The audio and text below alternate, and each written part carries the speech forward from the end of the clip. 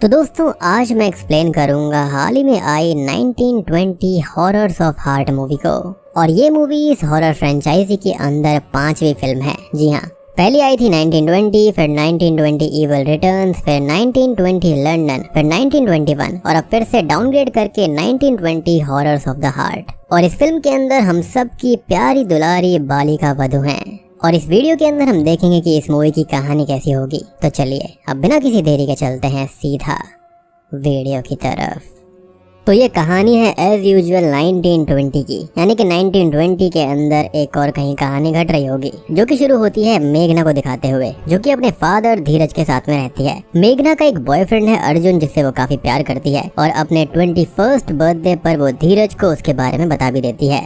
अब मेघना खुश तो काफी थी, लेकिन उसकी खुशियां अचानक से खत्म हो जाती हैं क्योंकि धीरज खुद को हैंग करके खत्म कर लेता है और मेघना समझ नहीं पाती कि उसके पिता ने ऐसा क्यों किया। हालांकि इस चीज को हम एंड आते आते अच्छे से जान पाएंगे। खैर, अब धीरज का अंतिम संस्कार हो रहा होता है, जहाँ पर उस वक्त कुछ अड़चने आती हैं और उस वक्त गंगा जल का भी छिड़काव वहाँ पर नहीं हो पाता और एक तरह से उसका अंतिम संस्कार पूरी तरह से सही से नहीं होता है। यहाँ पर मेघना को एक हाफ डेड मैन बार बार दिखाई दे रहा था, जो कि किसी मॉन्स्टर की तरह लगता है और ये आदमी उसे अपने ड्रीम्स में पहले भी दिख चुका था, जिससे वो काफी ज्यादा डरती है। और एक सपने के अंदर तो वो आदमी उसको अपने पिता के पास भी दिखाई दिया था। खैर, मेघना अपने डर और गम से निकलने की कोशिश करती है, लेकिन तभी उसे घर के ऊपर साइड से कुछ आहट सुनाई देती है और उस आहट का पीछा करते हुए एक बंद रूम में वो पहुंचती है। अब यहाँ पर उसको एक इनविजिबल फोर्स लेकर आई थी, जो कि उसको एक डायरी तक पहुंचा देती है, जो कि उसके ही पिता की डायरी थी, जिसको वो शुरू से लिखता हुआ आ रहा था। खैर, अब मेघना वो डायरी पढ़ने लगती है, जो कि उसके पिता ने उसके लिए ही लिखी थी ताकि वो उसके मरने के बाद मेघना को मिले। तो इस डायरी के अंदर जो कुछ भी लिखा हुआ था, उसके जरिए हम उसकी बैक स्टोरी जान पाते हैं कि धीरज असल में एक फेल्ड राइटर था और कुछ कमा नहीं पा रहा था और सक्सेस से काफी दूर था। उसकी वाइफ यानी कि मेघना की मदर उसकी गरीबी से खुश नहीं थी और वो पैसों के लिए, फेम के लिए दूसरे आदमियों के पास जाने लगी थी, गलत काम करने लगी थी। मेघना की माँ राधिका अपनी बेटी मेघना तक को पसंद नहीं करती थी, ना ही उसे जरा भी प्यार करती और वो धीरज से भी नफरत करती थी, जिसके रहते वो कभी अपनी लाइफ अपनी तरह से एंजॉय नहीं कर पाई। तो एक दिन उसने धीरज को जहर देकर मारने की कोशिश करी, लेकिन वो बच जाता है। लेकिन उसके ऊपर एक साइड इफेक्ट आ जाता है कि अब उसको बहुत ही तेज मिर्गी के दौरे पड़ने लगे थे।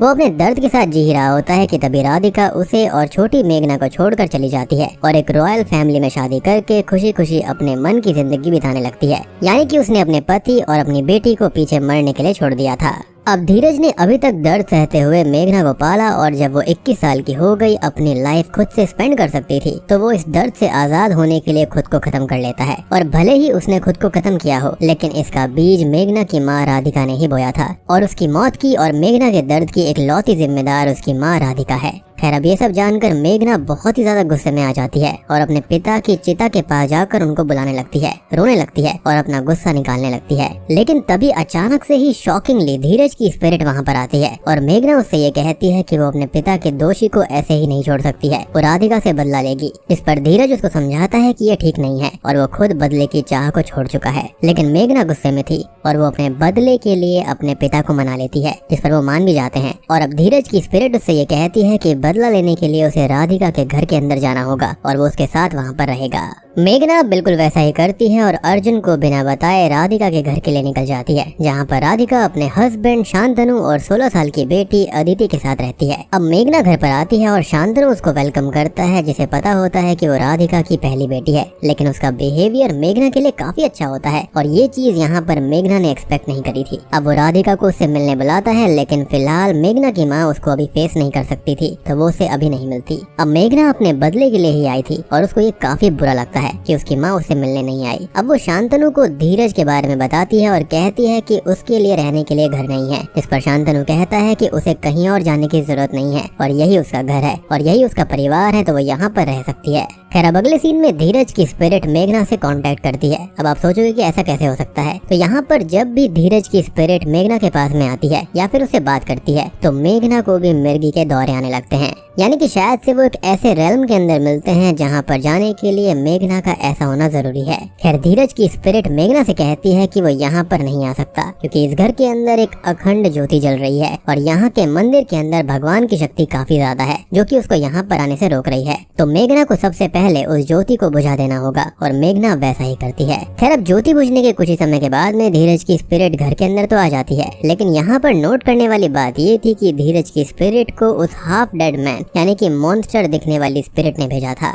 लेकिन धीरज की स्पिरिट का उससे क्या लेना देना है क्योंकि बदला तो वो मेघना के साथ मिलकर भी ले सकता है, तो इसके बारे में हम थोड़ी देर में जान पाएंगे। अब धीरज की स्पिरिट घर के अंदर आ चुकी थी और वो राधिका को बार बार हॉन्ट करता है जिससे वो थोड़ी परेशान हो जाती है। अब अगले सीन में ब्रेकफास्ट टेबल पर वो मेघना से टकराती है लेकिन वो उससे बात नहीं करती या फिर कर नहीं पाती, जिसका मेघना को काफी बुरा लगता है। यानी कि उसकी माँ उससे बात ही नहीं कर रही थी और वो रोते हुए घर के बाहर चली जाती है। और अब उसको बाहर अर्जुन मिलता है जिसको वो ढूंढते हुए यहाँ तक आ गया था और एड्रेस उसने ढूंढ लिया था। अब वो मेघना से बात करता है जो कि कहती है कि वो अपनी माँ से मिलने आई थी, उससे बात करना चाहती थी और वो एक बहुत ही बुरी माँ है जिस पर अर्जुन उसको संभालता है। अब वो दोनों अर्जुन के होटल रूम में जाते हैं कुछ टाइम स्पेंड करने के लिए और मेघना से ड्रीम में धीरज की स्पिरिट फिर से बात करती है जो कि गुस्सा करता है कि वो ऐसे बदला लेगी और वो भटक रही है अपनी राह से, जिस पर वो ये कहती है कि वो नहीं भटकेगी और बदला लेकर रहेगी। फिर अब जागने पर वो देखती है कि अर्जुन जागा हुआ था और उसने सब कुछ सुन लिया था जिससे उसे मेघना के बदले वाले प्लान के बारे में पता चल गया था क्योंकि वो नींद में बड़बड़ा रही थी और वो उस पर गुस्सा करता है कि ये बिल्कुल भी सही नहीं है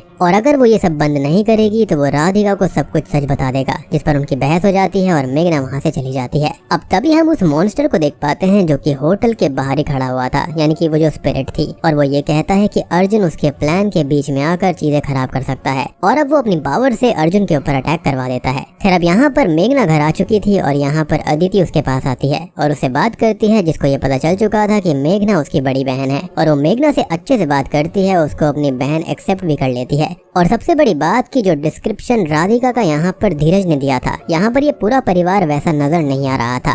अब एक सीन में मेघना को इस घर का माली भी मिलता है जो कि मेघना के बारे में सच जानता था। वो यहाँ पर क्यों आई है और उसने दिया बुझाया है, उसको सब कुछ पता था और वो कहता है कि उसके बदले की आग सही नहीं है और ये उसको तबाह कर देगी और जब कभी भी वो इस अंधेरे से बाहर आना चाहे तब वो उसके पास में आए और वो उसको सही रोशनी दिखाएगा। खैर अब राधिका मेघना से मिलती है और उससे थोड़ी बहुत बात करती है, लेकिन उनकी बात आगे बढ़ती उससे पहले ही अदिति वहाँ पर आती है और उसको बताती है कि अर्जुन ने उसके नाम पर एक लेटर भेजा है और वो फिलहाल हॉस्पिटल के अंदर है। मेघना परेशान होकर उससे मिलने जाती है जिसको स्पिरिट ने परेशान किया था और वो बोलता है कि उसके फादर की स्पिरिट ने उसकी जान बचाई और उसे खत्म करने राधिका ने स्पिरिट भेजी थी जो कि मेघना को कमजोर करना चाहती है उसके अपने लोगों को खत्म करके। वो बताता है कि उसके फादर की स्पिरिट ने उसको अस्थियां दी हैं जिसे वो घर के अंदर ले जाए और बाकी का काम वो कर लेंगे। और अब मेघना के जाने के बाद में हम अर्जुन को देख पाते हैं जिसकी बॉडी को असल में उस मॉन्स्टर ने पजेस किया हुआ था और यहाँ पर जो कुछ भी अर्जुन ने बोला वो पूरा सच नहीं था, ये सब उस डीमन ने उससे बुलवाया। खैर मेघना उन अस्थियों को लेकर वहाँ से निकल जाती है और अदिति भी उसके साथ थी। और तभी हम फ्लैशबैक में देखते हैं जहाँ पर धीरज ने अपना असली प्लान मेघना को बताया था कि वो उन अस्थियों को घर के अंदर ले जाए और उसे राधिका की जान नहीं लेनी थी, बल्कि उसका असली मकसद उसकी जान जिसमें बसती है उस पर वार करने का था, मीन्स उसकी बेटी अदिति पर। लेकिन होता यह है कि मेघना यहाँ पर अदिति से थोड़ी बहुत अटैच हो गई थी और अदिति भी मेघना को अपनी बड़ी बहन की तरह चाहती थी। लेकिन होता यह है कि जो धीरज का बदला होता है, यानी कि अपने पिता का बदला, उस पर टेक ओवर कर लेता है और वो अदिति के पास जाकर उन अस्थियों को छोड़ देती है, जिसका उसे काफी दुख भी होता है। तभी अदिति को धीरज की स्पिरिट पजेस कर लेती है और वो सबको हॉन्ट करने लगती है, इविल चीजें करने लगती है, जिससे बहुत ज्यादा परेशानी सबको होती है। वो घर के बाहर भाग जाती है जिसको ढूंढकर वो लोग वापस लाते हैं और तभी डॉक्टर को बुलाया जाता है, लेकिन वो तो पोजेशन में थी तो वो उस डॉक्टर का ही कान काट लेती है और अब इससे सभी लोग परेशान हो जाते हैं। मेघना ये सब करके काफी दुखी थी और तभी शांतनु का हेड बटलर चौधरी उसको ही इन सब चीजों का दोषी ठहराता है, क्योंकि उसने देख लिया था कि उस रात उसी ने मंदिर में दिया बुझाया था और तब से ही ये चीजें शुरू हुई थी। लेकिन शांतनु और राधिका उसको रोकते हैं और मेघना की साइड लेते हुए उसे अपनी बेटी कहते हैं। खैर अब यहाँ पर मेघना दुखी तो थी ही और तभी उससे मिलने अर्जुन आता है और वो दोनों बदले के बारे में बात कर रहे थे, जहाँ पर मेघना कहती भी है कि उसने बदला तो ले लिया लेकिन उसको अंदर से अच्छा महसूस नहीं हो रहा और उनकी बातें चौधरी सुन लेता है, उनको जेल भेजने की धमकी देता है, इस पर अर्जुन उसे बुरी तरह से पीट कर खत्म कर देता है। और यहाँ पर असल में अर्जुन के रूप में वो मॉन्स्टर था, यानी कि वो पजेस हो गया था। खैर अब वो दोनों चौधरी की लाश को ठिकाने लगा देते हैं और अर्जुन मेघना से कहता है कि वो अब घर छोड़कर आ जाए और पूरा सामान ना लेकर आए, जिससे सबको ये लगेगा कि वो लापता हो गई है। और आज यहाँ पर वो दोनों मिलकर शहर वापस भाग जाएंगे। अब मेघना भारी मन से घर छोड़कर स्टेशन आती है और अर्जुन के साथ वापस जाने लगती है और कहती है कि उसे ऐसा फील हो रहा है कि जैसे वो अपनों से दूर जा रही हो। अब अर्जुन उसको संभालता है और उसके साथ में इंटीमेट होने की बात करता है, लेकिन तभी मेघना को मिरर के रिफ्लेक्शन में अर्जुन का असली रूप यानी कि वही मॉन्स्टर दिख जाता है, जिससे वो बहुत डर जाती है। अब तभी अर्जुन थोड़ा होश में आता है और वो मेघना को कहता है कि वो वापस चली जाए, नहीं तो वो मॉन्स्टर उसको खत्म कर देगा। अब मेघना उससे बचकर भागती है, लेकिन तभी अर्जुन की बॉडी पर वो मॉन्स्टर टेक ओवर कर लेता है और उसका पीछा करते हुए एक एक्सीडेंट के दौरान अर्जुन की बॉडी खत्म हो जाती है। खैर अब मेघना वापस शांतनु के घर पर आती है और उस माली से मिलती है जो कि उसको एक डायरी देता है और ये डायरी राधिका की थी, जिसे राधिका और शांतनु ने बहुत पहले ही बैरी कर दिया था, जिसको वो पढ़ती है। और दोस्तों अब यहाँ पर खुलते हैं इस कहानी के असली पत्ते। तो जो कहानी धीरज ने बताई थी ना, वो आधा और टूटा हुआ सच था, यानी कि ट्विस्टेड ट्रुथ था वो, क्योंकि सच ये था कि वो पैसे और कनेक्शंस के लिए राधिका को दूसरे आदमियों के पास में भेजा करता था। जी हाँ, वो उसको बहुत टॉर्चर किया करता, वो उसको धमकी भी देता था। इवन राधिका शुरू से ही अपनी बेटी से बहुत प्यार करती थी, जिससे वो उसे दूर रखता था